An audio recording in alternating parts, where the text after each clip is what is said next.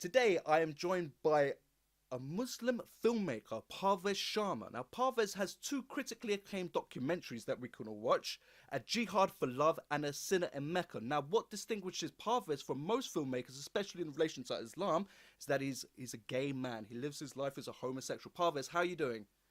I am doing well, Ben, and thanks for having me on your show. Thank you very much. Well, it's great to have you on. It's great to have you on. As I just discussed with you beforehand, I don't want to be stepping on your toes saying, gay, homosexual. I mean no offense, but just for the context of this conversation, because we're going to be discussing homosexuality within Islam, it's going to come up. So you're totally cool with it. I'm just making that clear. But once again, great to have you on board. Now, whereabouts are you based, Parvez? I live in New York City. Oh, nice. The Big Apple. The Big Apple. How long have you been there for? Too long. Why'd you say that? Well, I'm telling you the truth. You ask me, and I tell you that. Too long, my friend. Okay. What do you have any hopes and aspirations to move on, and if so, where to? I'm coming your way. Nice. You're coming over to England. No, I'm going to be here. It's my home. Yeah, indeed, indeed. Well, look, I've come across two of your films, as I said, Sinner in Mecca and also A Jihad for Love. But before we get, Yeah, but very importantly, please, could you mention the book that has just come out, which your newspaper, The Guardian, gave a rave review? brilliant, Parvez, why don't you tell us all about it? Well, the book is not about Islam and homosexuality at all. Here's the deal. When I started soon after September 11th on a journey to make what became the world's first film on Islam and homosexuality called A Jihad for Love, I knew that I would do a trilogy, the second part of which would probably be the most dangerous, and that was going to be going to Saudi Arabia, filming, etc., and hopefully coming out alive. And the third part of the Islam trilogy is the book. Okay. What's it called? A Sinner in Mecca, a gay Muslim's Hajj of defiance. I really fought with my publisher to not put the G word, but they wanted to, so I had no choice. Hmm, indeed. Well, I can understand it. It helps a Book is lot. not.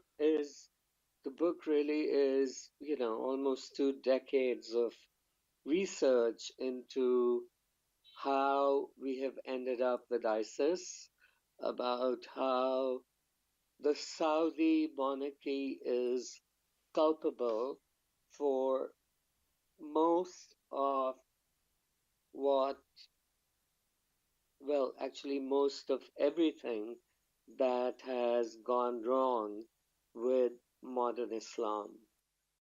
Okay, great. Well, I've got a few questions to ask you off that then. But the name of your second film and your book, they're one and the same. Yeah, they share the same title. Yeah, unfortunately, yes. But the context of both differentiate quite a bit. Yeah. Yes, they're completely different animals. Okay, Parvez. Well, before we delve too deep into that, you've brought something up, and you might be able to answer a question for me that I've had for the last couple of weeks. I've reached out to a fair few people, and no one's been able to help.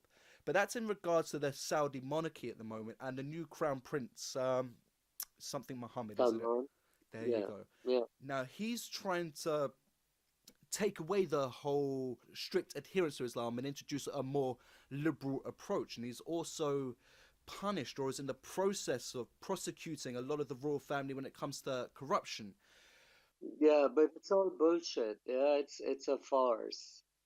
What it looks at from the outside is not what it really is.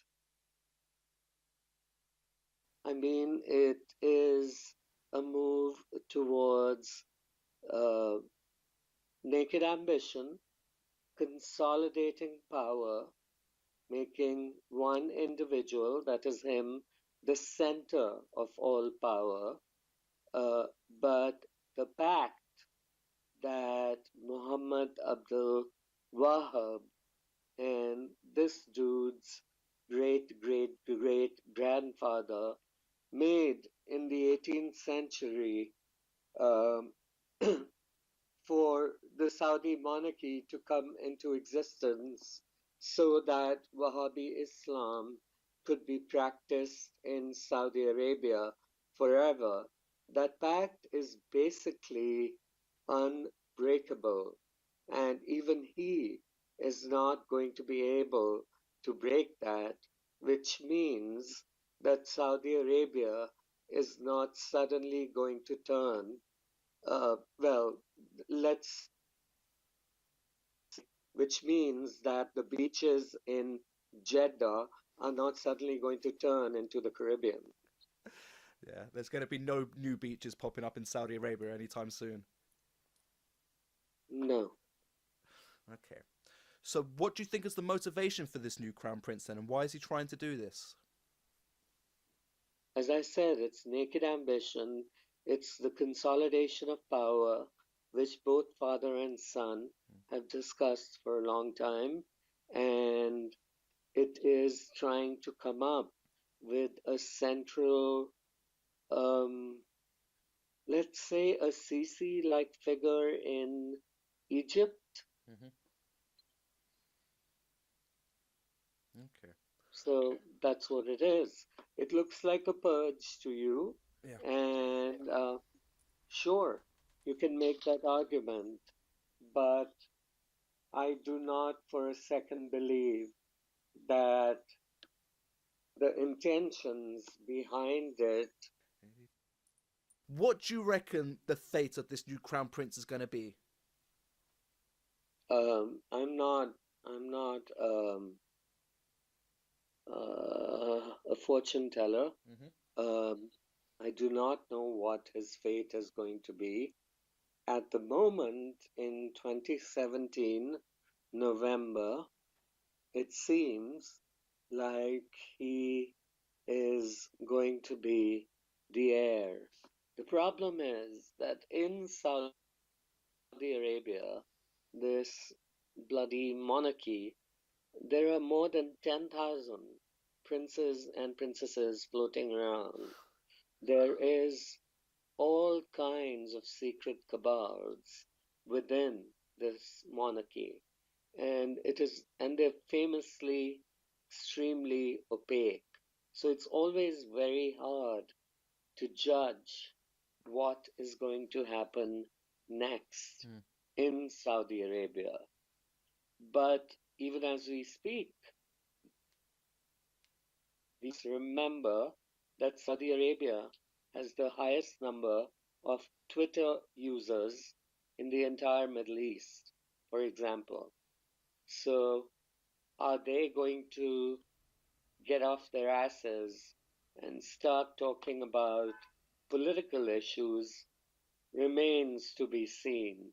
So far, what they seem to be most preoccupied with is ikhtilat, which is an Arabic term and means gender mixing, which, as you probably know, and your listeners probably know, is not allowed in Saudi Arabia.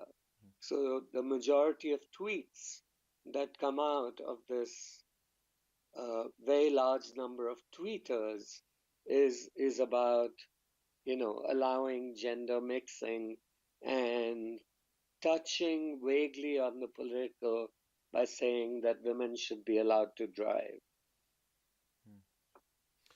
This has recently happened in Saudi, no? They're talking about women being able to drive. Is that now been introduced? Are they legally allowed to do so? I haven't followed it for a few days, but if that were to happen, I would think it would be a headline on the New York Times. It's not. Okay. So, do you have hope with the amount of Twitter users in Saudi and what they're talking about that change could come about? Or do you feel that No, no? No, unfortunately, I am not very, you know, how do you say it? Optimistics, I think, is a good word. Unfortunately, I'm not very optimistic, let's say, and that's a good enough word. Yeah. Not optimistic enough about what's going to happen. Yeah, indeed. I think you're a pragmatist as well, Parvez. I think that's playing a case there. But look, let's delve into the theme of today's show. As I said, it's homosexuality and Islam. Now, Parvez, where were you brought up? Where did you spend your childhood? India, India. Okay. And when did you realize that you were gay? when most people realize, when most men realize that they can get a hard on. Okay, so what? But 12, 13? In fact, little About kids that, can little the kids can. same time, I don't know your sexuality, Mm, but I assume I found out the same time you must have found out. Hmm. Well, I don't know when sexuality really played a part in my life. I'd suppose I don't know. I think at the age of 13 is when I was kind of post-pubescent and I started getting those real physiological urges. But prior to that, I think, kids, if they play guitar on their penises, don't they? It's what you do and the thing can grow. So, but come on, help me out here. Are you Well, going to try to say 12 years old? Younger? Older? you're not making sense to me. Why? Um, Playing guitar on penises. Little kids, they fiddle. So I'm saying if I'm 6 years old, you're talking about the first time I got an erection. The first erection I had wasn't sexual. It was me playing around and messing, and then things You bet grow. that's the same for anyone in the world, yeah. Carry on. Yeah. So what I'm talking about, you said you realized you're gay when you first got an erection. I'm saying to you that erections, especially as a childhood, as a kid, are different to sexual activity. So I'm just trying to clarify. What age did you realize you were attracted to men?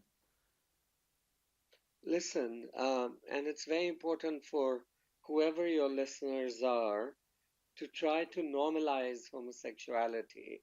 You need to know, and you really need to know this, that homosexuality is no different from heterosexuality, other than the fact that it is an attraction to the same gender. It's not a choice. And around puberty, when I say I could get an erection, but around puberty, when young men, for example, start to realize that they are attracted to either people of the same gender Hmm. or something else, is when I became aware that I was attracted to men. Did you have any struggle when that came about? Because it seems the way you just articulated that to myself that it was. Every single gay person on the planet has one thing in common, and that is shame. Hmm. And the reason for that, and it's really sad, but the reason for that is that we grow up in a majority heterosexual world that tells us that we are not normal. So I would bet you however much you want in saying that shame is a huge part of any gay person's life, especially during childhood. Parvez, I couldn't agree more. This is something I've always felt. Now, I went to university in a predominantly gay place in the UK, a place called Brighton. I went to the University of Sussex, so I'm I've sorry, a predominantly gay place? it's called Brighton, A pre I'm and sorry, go ahead. yeah, have you heard of it? Brighton within UK, it's pretty much the gay capital of England. A lot of pride events happen there, and it's they kind of it's a synonymous with homosexuality. And I went to university down there, and I was I engaged in pride parades and all this stuff. And that's when it hit me. It's like gay pride. Why do they need gay Is pride that, I don't events? think Brighton has I don't think Brighton has a gay majority. No, but it has a reputation within the UK of being the gay capital. That's without question.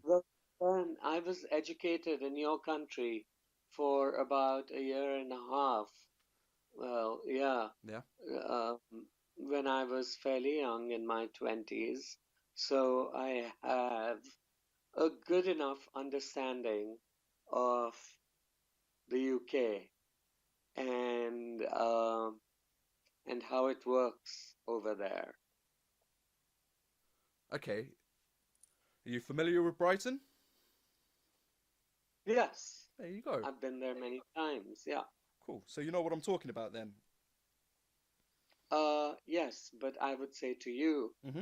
uh, and I would be proven right, is that the majority demographic in Brighton is not homosexual. Of course, I wouldn't argue that for a second. I wouldn't argue that for a second, but it definitely identifies, as I say, that it's the most famous gay place within the UK. Now, I could be a bit more delicate with my words, but that's without doubt. And it's a great place to go and visit as a consequence, for sure. But as I said, when I was attending university down there, that's when it hit home with all these pride events. It's like, why do they need gay pride? It's because, unfortunately, there's so much shame associated through society when people realize it's homosexuals, and that's must be a very hard pill to swallow. When, as I told you, Ben, every single gay person on this planet has one thing in common, and that is shame. When these people grow up and become gay men, gay women, and everything in between, Yeah. and all the letters of the alphabet that they can come up with, um, they feel a need to celebrate their sexuality. Mm. Um, I do not necessarily uh, find it necessary to celebrate gay pride. I did used to look at it idealistically when I was younger, and it was important for me to um, to be a part of. Mm. So I can understand why people, gay people, have pride. Does not mean that I condone it, but I can understand why it's there. Certainly, certainly. Anyways, question You I want know, to ask because you is, sorry, heterosexual people don't have a pride, no, right? no, Because, and it, the reason they don't have a pride is because society has taught them that they are normal and everything around them, um, heterosexual people, and the majority, Ben, of all my friends is heterosexual. Um, they've been taught that they're normal and it's okay. And everywhere they look on television, cinema, or wherever else, uh, they their sexuality is affirmed on a daily basis. Gay people don't necessarily get that. no. But living in a metropolitan city that you do now, do you often feel oppressed or kind of discriminated against for your sexuality? Well, I don't know what that means. Do you, I came out when I was 19 years old and kind of stopped feeling oppressed about my sexuality a long time ago. awesome, Parvez. I'm glad to hear that. Now, when you came out at the age of 19, how did your family and friends take it? Not very well, I'm afraid, Mm, as I'm sure you can imagine. yeah, My indeed. mother died soon after. She died angry. Uh, and my father, how interesting. I've never said to my father, I am gay. So, in a sense, I've not had, uh, I've been denied the pleasure of a coming out moment. Mm. But, that's life. And I'm not going to bother him in his old age by telling him hey, I'm gay. Is he Let aware him. though? Because of your media profile, it's pretty synonymous if you Google yourself. So is he aware or is he still Well, unaware? of course, he's aware. He's met my husband twice. Yeah. Okay. Um, yes, he's aware. It's just that You don't bring up in conversation. don't ask, don't tell. Yeah. It's, I'm sorry? No, no, exactly what you were saying. You Don't don't. ask. Yeah. Don't ask, don't tell. It's Don't bring just up a that, conversation. Just keep your relationship as it is. yeah. And in addition, don't ask, don't tell, right? That's what President Clinton came up with. I But wonder why. pretty much it's been the norm in any, in so many families that have gay children, hundreds of thousands of them all over the planet, right? Yeah. You say that? Yes, definitely so. Uh-huh. So that's my situation. He Okay. knows, but he's not gonna hear from me. Yeah. No, I get that and respect that as well. Okay, so around 19, that's when you started to get into the media game a little bit, no? Going to university, and that's when you embarked in a bachelor's degrees doing multimedia media, something along those lines? Or multimedia? It Multimedia, no. was I film and went to film television, no? school. Uh, Radio. I went to film school uh, in India. Then I did TV and journalism and film school in the UK. The last was in London at the London Film School. Yeah. And then I got my third master's in film and television here in the US. Uh, So you're a very smart man, Parvez. you said media game. I did not understand that. No, sorry, multimedia, as in different, as in multiple various different types of media. So television, film, print, radio. That's what I was referring to. Uh-huh, sure, yeah. I spent a lot of time when I was young doing that, but I always knew I wanted to be a filmmaker, and I became one. And then I wrote a book as well. So I guess you can say author as well.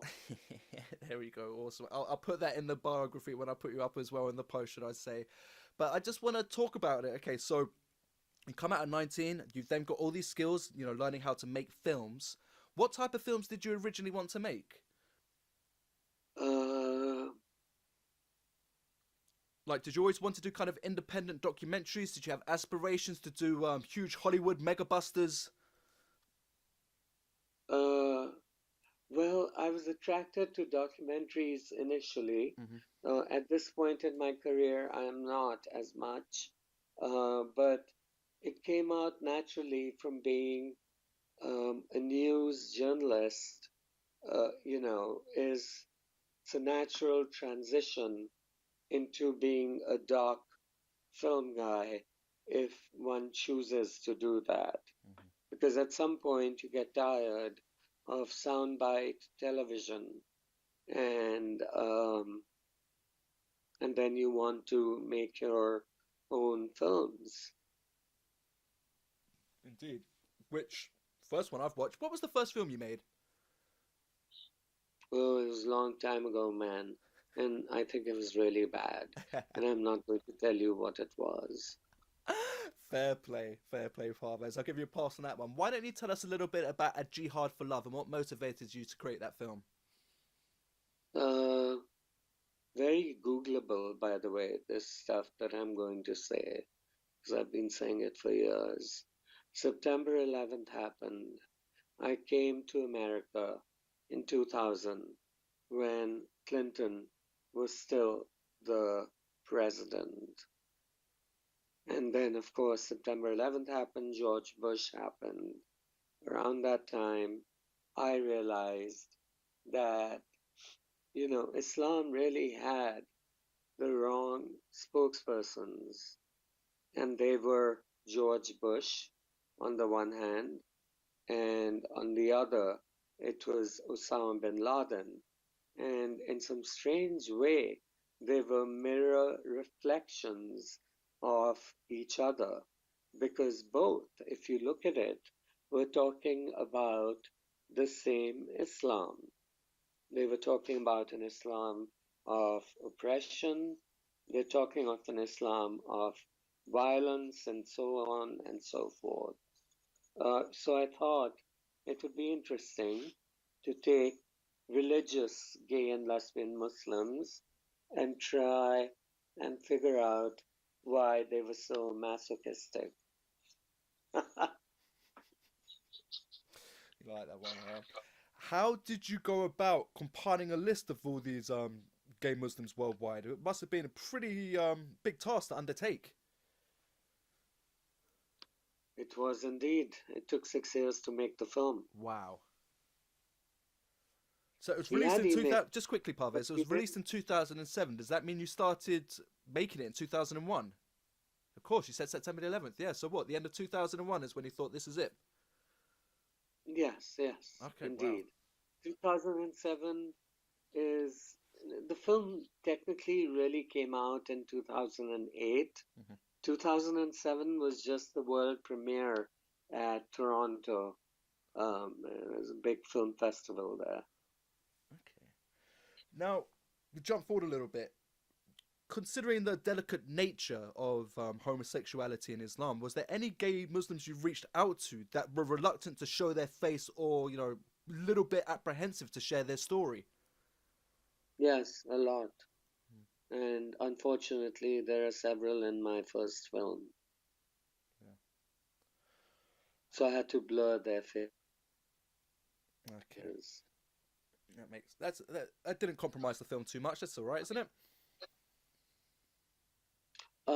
When I look back at it, I would make the film differently, Mm. but any filmmaker would tell you that, that they would have done whatever they've done differently, on hindsight. When you look back at it, I actually disagree with the premise and final conclusion of my own film. Okay. Why? The premise was that Islam and homosexuality could coexist. The conclusion was that a principle called ijtihad, which means independent reasoning, could be used as a quote unquote solution to the problem of homosexuality. Over the years, I have realized that that was wrong. That 1.7 billion Muslims are never going to agree that homosexuality is okay. And one of the reasons for that is, and many people in the West do not realize this, is that Muslims, all 1.7 billion of them, are spread across the planet, speak all kinds of languages, and have cultures that are completely different from each other. Basically, unlike the Catholics, for example, who have a pope who could say, if he wanted to, that homosexuality is okay in the Roman Catholic Church. Muslims don't have that kind of religious figure. So there is not one unified Muslim voice, and unfortunately there is not one leader, let's say, that all Muslims would fall in line behind. But Parvez, let's say, in a hypothetical situation, this individual, a Pope for Islam, essentially existed, a religious leader. If he was to say that homosexuality in Islam's okay, surely then the Muslim population would contest what he says and say, no, you're wrong, Islam prohibits it, and then this guy will be thrown out of his office. You bet he would. Depends on where you're talking about. Mm. There are several people who are running around in Western countries claiming that they're gay imams. There's someone who's busy building a gay mosque in Paris, but it's a farce Mm. uh, because they're mainly talking to each other. Does that make sense? So 100%. in Pakistan, let's think of Pakistan, for example, and let's think of a mosque in Lahore or Karachi in Pakistan. You know, that mosque could have an imam who would give a Friday sermon and rally against the Danish cartoons by organizing his congregation, uh, to organize a protest, Mm. to say that it was religiously sanctioned for them to protest that stuff. But if he tried to do that about homosexuality, he would be laughed out of town. Yeah. Well, of course. You've thought this one through, haven't you? I'm sorry? You've thought this one through. You bet I have, yeah. Indeed, indeed. Okay. So, conscientious of time, so let's crack on with this then. So, were you happy with the reception a Jihad for Love received? More than happy, yeah. Yeah, more. It's still in circulation, man. It has saved, I think, thousands of lives. We estimate, based on TV ratings across many countries, especially very populous ones like India, that perhaps 8 million people have seen it. We know for a fact that it's gone to more than 50 countries. I know for a fact that it has been smuggled into Iran, Saudi Arabia, Pakistan. In Pakistan, you can even get it on the black market.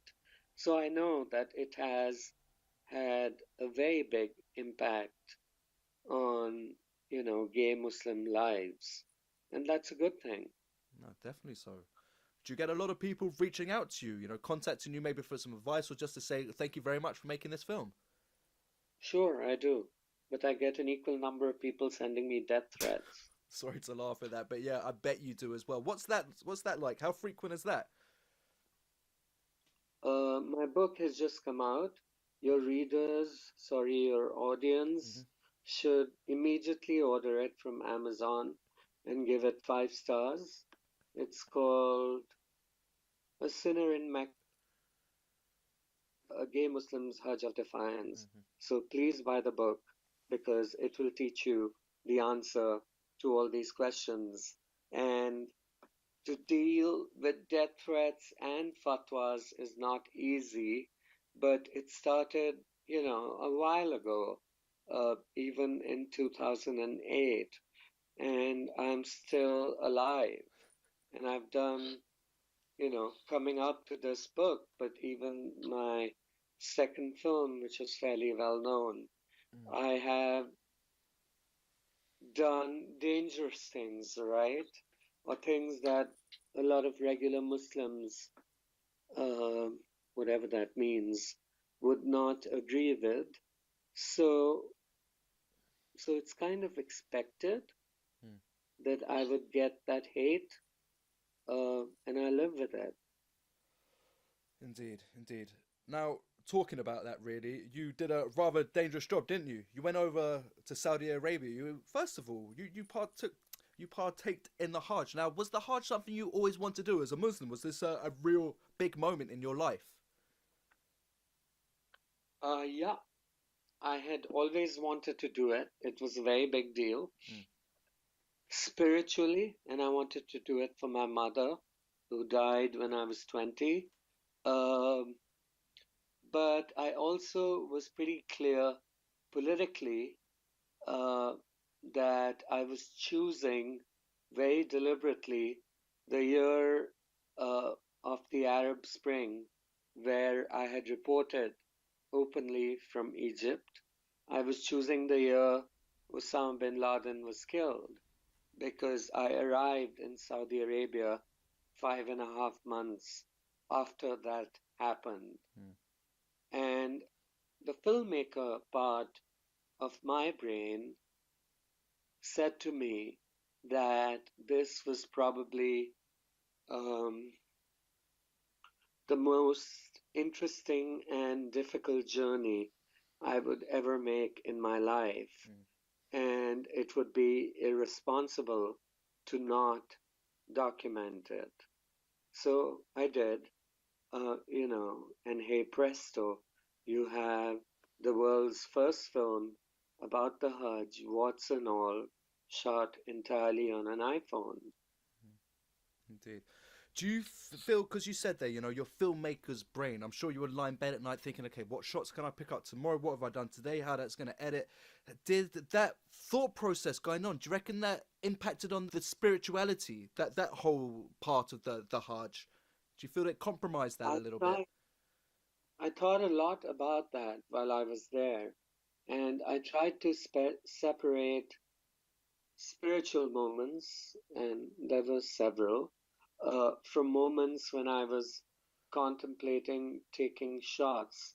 In any case, I got in trouble with the religious police many times for standing and doing what you just described, Yeah. which is, figuring out shots and angles and not looking like the normal spiritual tourism pilgrim who wants a quick selfie with the Kaaba in the background. Yeah. A filmmaker stands at a particular place with the intent of panning, of tilting, of having a long shot, so he or she is easier to spot. But guess what? It was 2011, and everyone has a cell phone camera, and everyone takes pictures. What was your interaction like with the Saudi police? Scary, I assume. Yeah, not pleasant, but they didn't haul me into prison. They walk around with these batons, really stupid, and I mean, you can see them coming because they dress slightly differently. And so I was just thwacked a lot and asked to move and stuff like that. Okay. And whenever that happened, I was reminded how dangerous what I was doing was. Oh, without doubt, you're an extremely brave man for doing so. Just the whole concept behind it's very concerning. Now, what I wanted to ask you is that you were saying, was it a Jihad for Love, that it had, over 50 countries, loads of people have watched it. Now, a lot of those nationals from those countries, a lot of people from the country were coming over to do the Hajj in Saudi Arabia. Were you ever concerned that someone would recognize you as a gay Muslim doing the Hajj? Yes, absolutely. The modern Hajj ban is about it's very controlled. Okay. It's not just, you're not just walking into Saudi Arabia. You have to be part of a Hajj group, and your passports are taken away as soon as you enter the country, which is horrific. Yeah. But they magically reappear Goodness at the gracious. end. So they must have a decent Hajj ministry bureaucracy, for sure. And the exact question was what? Who cares? How much was it? How much did you have to pay to go out and do the Hajj? I'm not going to tell you that. But okay, sorry, but it's thousands of pounds, isn't it? I've spoken to people before. They say 5,000. We're talking pounds here, so in dollars about $10,000, and those aren't for like crazy passes or anything like that. But you can pay more money and stay in a lap of luxury. So I can only assume that the Hajj is it's definitely a financial commitment for all Muslims, isn't it? It is indeed. I mean, and it fills you with a lot of humility. It's there in my book, actually, which is on Amazon. Um, it fills you with a lot of humility when you realize that so many of these people, and you see them in wheelchairs and like old, really old people, hundreds of thousands of them, they have either saved their entire lives or they have sold. I met people who had sold all the land, farmers, for example, from India or Pakistan, um, to be able to come. It is very important to them, and then that makes you think, that these are ordinary Muslims for whom this is the biggest journey they'll ever take in their lives. Yeah. And not sure if your audience or that dying in Mecca or Medina during pilgrimage is considered a one-way ticket to heaven. Ah, So it's a good thing. so I'm sorry? It's a good thing then. If you die on the Hajj, it's a good place to die. Yeah. But the modern Hajj and the Saudis have done a pretty horrible job of this, is extremely unequal. Muhammad would not recognize Mecca. Everything has been destroyed, and he would certainly be appalled by the seven-star hotels that are being built constantly all around the Kaaba, for example, in Mecca. Yeah. So it's a very unequal Hajj. His directive, as much as it needs to be obeyed, was um, the creation of uh, an equal ummah, which is the worldwide community of Muslims. That was his intention. However, that intention is not being carried out. Indeed. You went for a Starbucks, didn't you? Just a little bit away from the Kaaba. I'm sorry? So I was saying you went for a Starbucks. There's a Starbucks not too far from the Kaaba, is there? And there's also a Paris Hilton store, and there's also a Baskin Robbins, and there is also a KFC, and I could go on. How far away from the Kaaba? Not too far at all. Wow, that blows my mind. I would have thought that whole area would have been totally just religious and spiritual. The fact that you've got a Starbucks, you go have your coffee 5 minutes from the Kaaba or whatever, it blows my mind. But as you were saying, the whole commercial nature of the Hajj is, yeah, it's distorted it really. But going back to the actual ethos, really, or the No, but I mean, have you ever been to the Vatican in Rome? I have not. No. Okay, so go there, or if you ever get to go there, it's very similar. Okay. You I know, really there's same an type of thing. entire Commercial. Yeah. industry. There's an entire industry around spiritual tourism. All religions have that. You see that around the wall in Jerusalem with the Jewish community. So it's not unusual, Yeah. but it is very problematic. Of course. Well, cash is king, really. So it just shows that nothing's sacred, huh? Whenever you can put something somewhere to turn a penny to make some money, people are happy to do it. But going back to the whole religious element of the Hajj, what ritual did you enjoy the most, or did you feel the most rewarded by?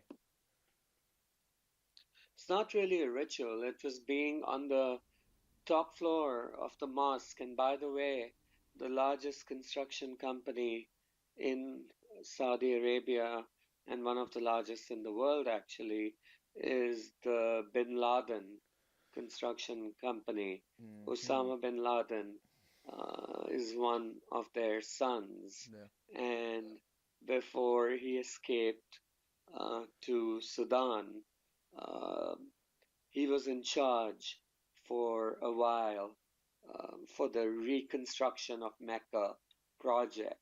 So imagine, I mean, it goes that way back that that this thing started. My spiritual moments um, really happened, contemplating these layers that the Bin Ladens have made of marble and stuff. Um, so contemplating the Kaaba, the rituals themselves, Yeah. I'm not so sure about. Okay. Do you know if you hit any of the pillars with your stones? Did you have good aim? Oh, by that time, yeah, sure. Yeah, that's also as well. That's something I want to bring. I'm very happy I thought about that as well. Parvez, I've watched loads of documentaries recently on the Hajj, yeah, and I've learnt a fair bit about it. But your film showed something that no other film did, and that is the level of litter and rubbish absolutely just thrown across the streets. I couldn't believe what I was witnessing. It was horrible. Sure. Yeah. And then you had, certain Muslims, happy to sit down on a blue sack of rubbish and use it as a chair for a little bit. They just seemed a little bit nonplussed by it all. And I don't know, that must have been a little bit crazy for you to witness, no? Coming from, I assume you were in New York prior to that, and then going over there, you must have thought, wow, what a culture shock that must have been. You forget I grew up in India, Yeah, which has, similar. um, I think, the world's largest amount of poverty, right? So, no, it wasn't a surprise to me, but it was my intention to show the truth. There have been a couple of films, at least in the US, commissioned by regular process, which is applying to the government of Saudi Arabia, and they're basically promotional pieces made with minders. Uh, and they're, like Hajj 101, and see how amazing it is, and see how amazingly we Saudis put it all together every year. So I'm talking about those kinds of films. Hmm. So I believe, and I might be wrong, but I think that mine might be the only film that depicts the Hajj in the way it does. From what I've consumed, from what I've viewed, I would say it would as well. And one thing that a lot of other films did, because it was let's say it was done by a There's not a documentary. lot. There's Sorry. not a lot. There's not more than two or three. Hmm. And they're basically, they're junket films. Do you understand? Yes. It's like a junket. So it's like a press, and because it's such a totalitarian and horrific state, and Wahhabi Islam, which we haven't even touched, but they basically, junket films means they take you on a junket, and it's all about filming what they allow you to film. Hmm. Uh, I believe I did not do that, obviously, and if you've seen the film, it's really interesting. I mean, he's an older gentleman. Actually, he was from your country, he's from Birmingham. Hmm. And he said to me, we had like a smoke break moment. He said that I'm glad they do not allow um, non-Muslims into Mecca, Hmm. because I would not want them to see this. Ah, that's why. That okay. So it wasn't from like a bigotry standpoint or anything like that. It was kind of through shame once again to bring that term up. He was like, I can't let the other people see what this is like.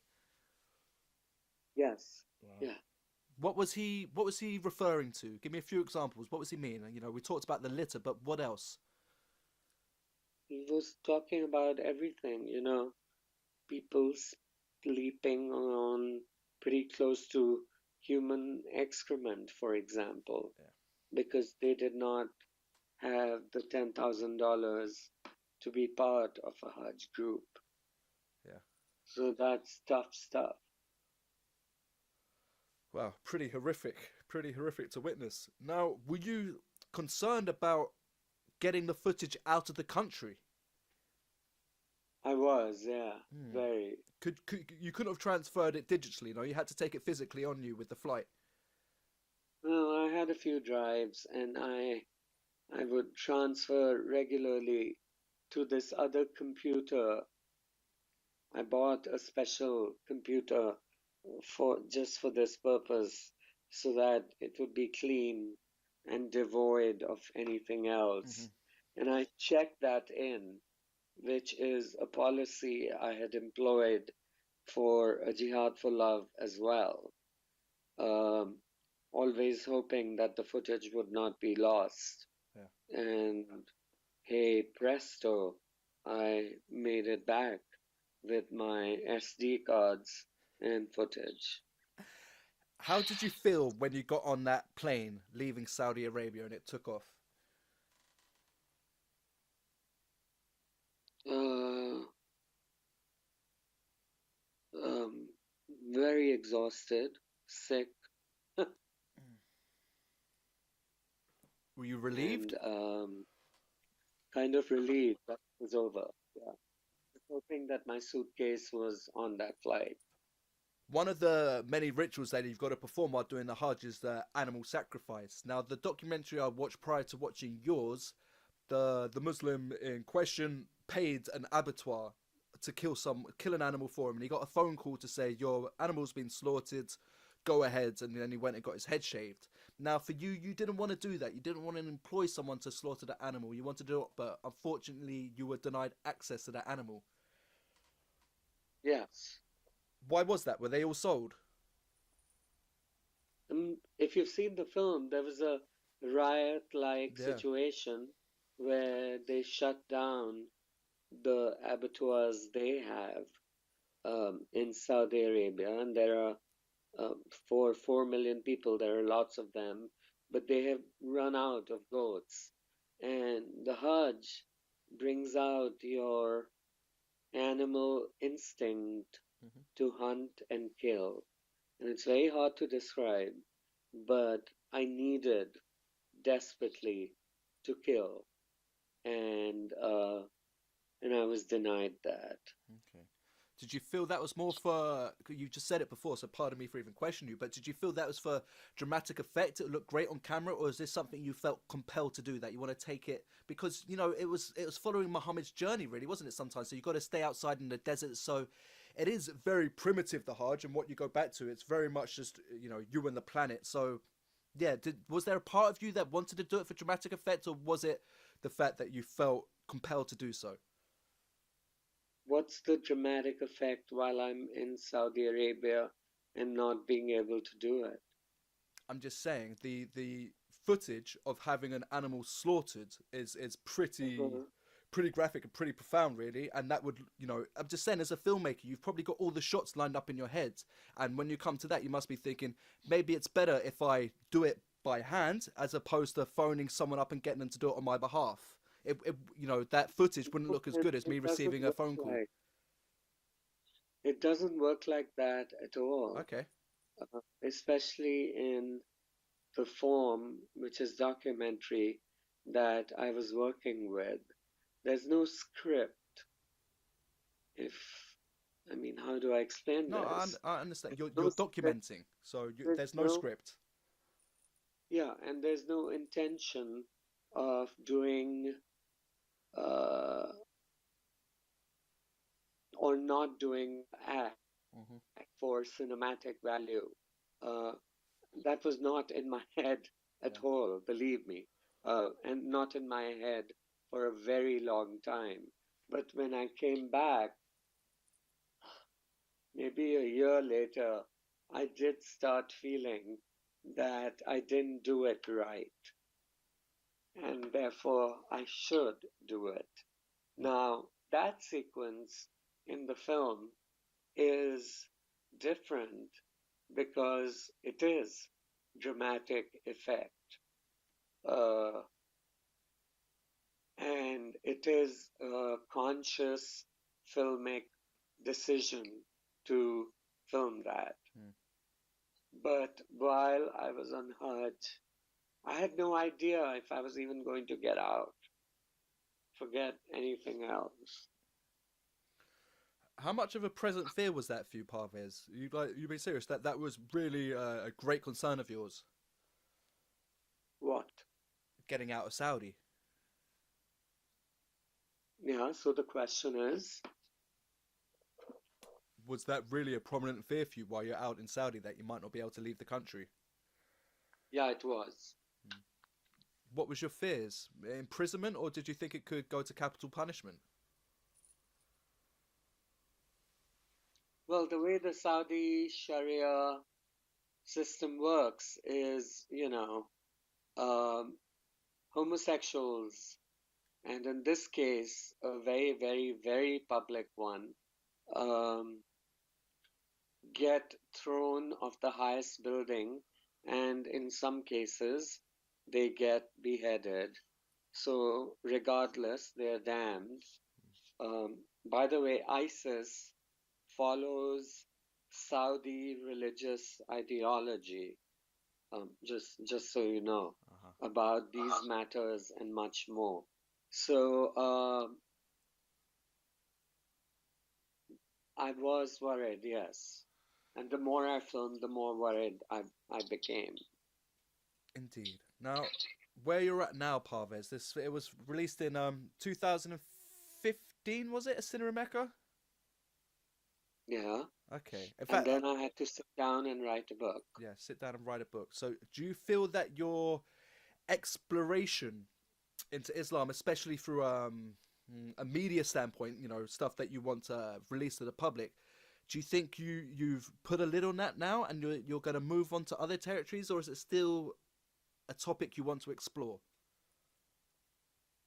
I've been struggling with this a lot because I'm getting offers expectedly to make other Islam films.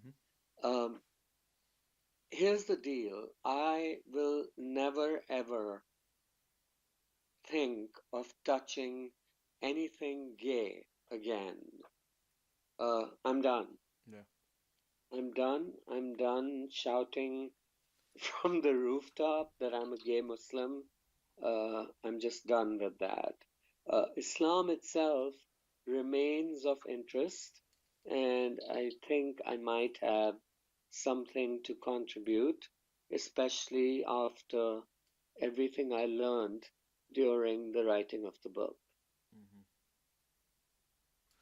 Okay. So, with that being said, then, how do you, with the issue of identity and your sexuality and your religion, how do you perceive yourself? Like, do you have to push one to one side, or how do you find that balance? Push what? Sorry. Being a homo, your sexuality and Islam. The fact that Islam it's prohibited, and in Saudi, as you said, you can get thrown off a tall building. Yet this is your sexual inclination. There's a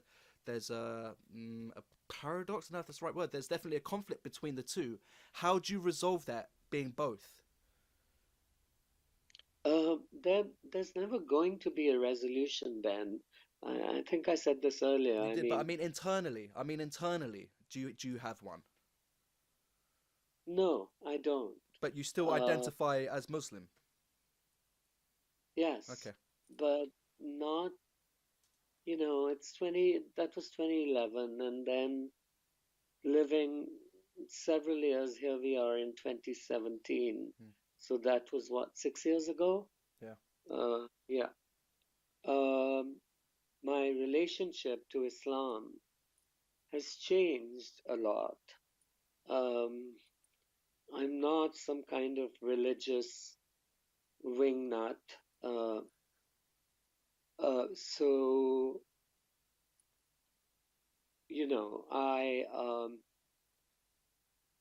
I am comfortable enough, and I never used to be, but to think at the prospect of missing a few days of fasting during Ramadan, and I am comfortable enough to not go and pray, in congregation every Friday.